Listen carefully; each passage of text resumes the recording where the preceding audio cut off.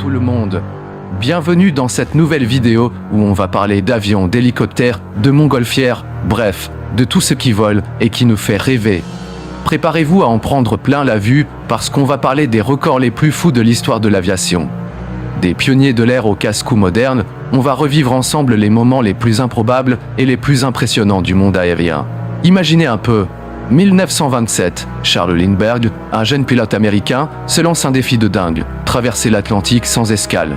À l'époque, c'est comme vouloir traverser l'océan à la nage, impensable. Lindbergh décolle à bord du Spirit of St. Louis, un petit coucou comparé aux avions d'aujourd'hui. Imaginez l'angoisse, la solitude, le bruit du moteur pendant des heures et des heures.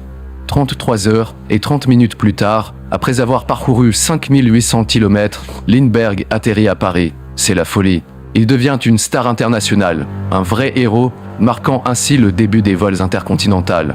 Maintenant, on passe à un autre genre de folie. Rester seul dans les airs pendant des jours. Amusant mais vrai, c'est l'exploit de Steve Fossett, un aventurier hors du commun. En 2006, Fossett décolle à bord de son avion, le Virgin Atlantic Global Flyer, avec un but en tête, battre le record du plus long vol en solitaire, sans escale. Pendant 76 heures, oui, vous avez bien entendu, 76 heures, Fossett a volé autour du monde, parcourant la distance incroyable de 4467 km. Un vrai aventurier, non? Non. On oublie les vols en solitaire pour un record plus serré.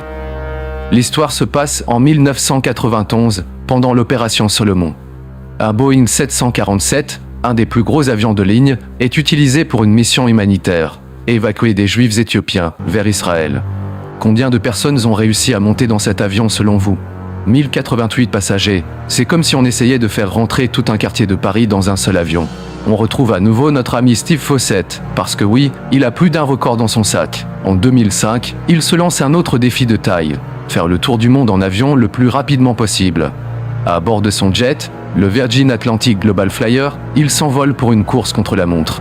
Imaginez le décalage horaire, le manque de sommeil, la concentration intense. Fossett boucle son tour du monde en 67 heures et 1 minute. Un exploit incroyable qui confirme son statut de légende de l'aviation. Un changement de décor pour notre dernier record, on quitte les avions pour s'envoler dans les airs à bord d'un ballon.